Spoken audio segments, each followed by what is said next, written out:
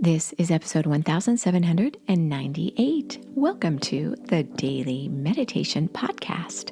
I'm Mary Meckley, and I honor you for showing up for yourself today, midweek as I record this series. And here you are, getting ready to do one of the best things you could possibly do for yourself, and that is to meditate. In today's episode, we continue along with our series on physical healing in your body.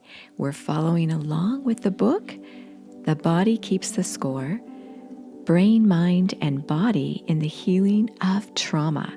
This is by Bessel van der Kolk, who is an MD. And I want to share with you a special technique in today's episode, and that is a mudra technique. I'll guide you in how to do the Brahma mudra. And this is a mudra that helps to release pain and tension in your neck and shoulders. If you're wondering what a mudra is, mudras are simply ways you position your fingers and hands. We have a lot of nerve endings in our fingers and hands, and this stimulates a corresponding region of the brain. Now you can hold the mudra for 5 to 15 minutes at a time, several times a day for best results. You can go to the Sip and Om Facebook page to see a photo of the mudra there. The mudra is very simple to do. I'll guide you through it right now.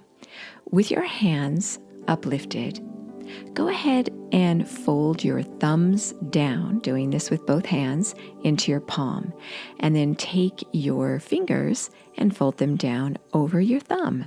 So you're making fists with your hands, with your thumb folded down into your palm. And then you're going to take your knuckles from each hand and just place them together so they're touching as you hold your hands in this position. Hold it for as long as you feel comfortable doing so. Release it at any time. So that is the mudra, the Brahma mudra. Now I want to share with you a little more about how your body processes emotions.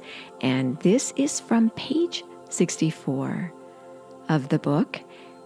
And the chapter is called The Rider and the Horse.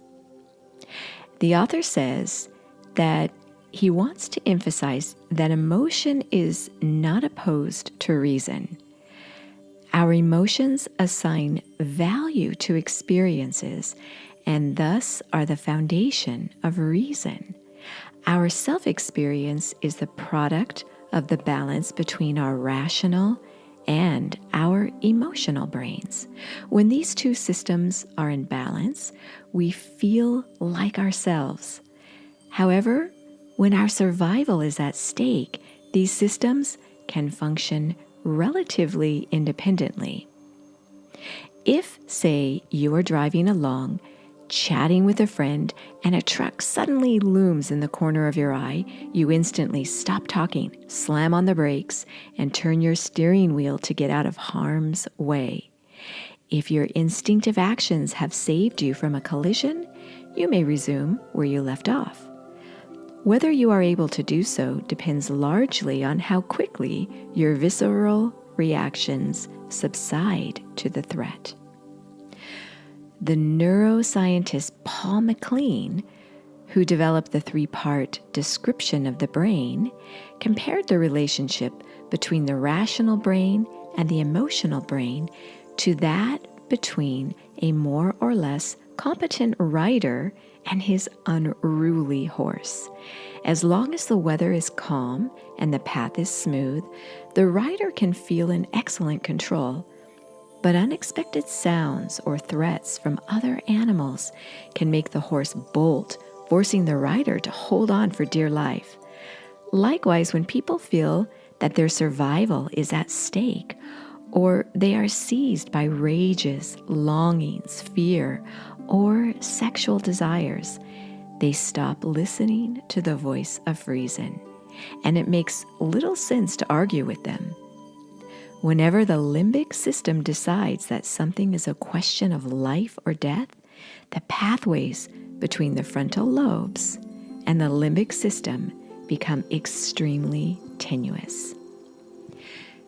So I want to say here that when you sit down to meditate, you are activating your prefrontal lobes.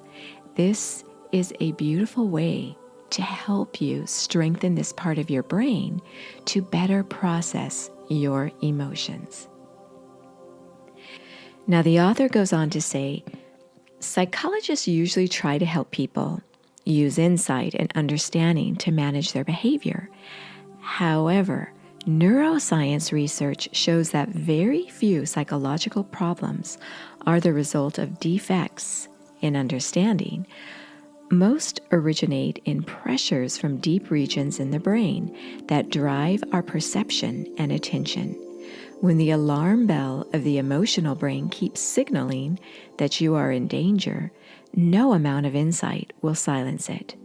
When our emotional and rational brains are in conflict, as when we are enraged with someone we love, frightened by someone we depend on, or lust after someone who is off limits, a tug of war ensues.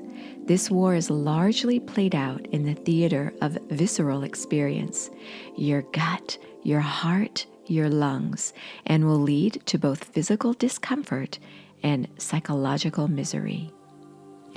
So, as you settle yourself down and meditate this week, and notice the emotions you feel in your body as you calm your body, and name those emotions, and name the location where you feel these emotions in your body, you become more and more attuned, the more consistently you do this, to the present moment and how you're feeling at this moment. And this allows you to define certain emotions from your past as belonging to your past, and to be mindfully present to how you're feeling in the moment, which may have to do with emotions and experiences in the past.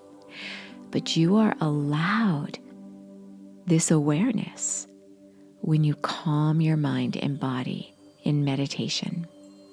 So today you can do the Brahma mudra as you sit down to meditate. This helps to relax your neck and shoulders, an area where we often carry a lot of tension.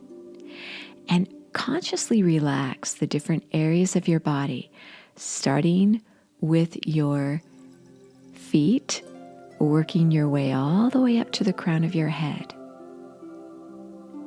Noticing where you hold the tension. And just see if you can create space and openness where you feel tension. If you'd like the full half-hour guided meditation, you can try this free for 2 weeks on my Sip and Om meditation app. You also receive a journal and a slow down guide that will take you a little more deeply into the series. Again, it's the Sip and Om meditation app. So for now, I'll guide you again through the Brahma mudra.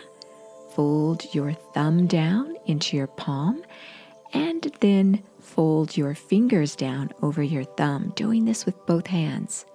Placing your palms upward as you do this, resting your hands in your lap or on your knees, and then touch your knuckles together on both of your hands. This is the Brahma mudra. As always, you are so worth slowing down for.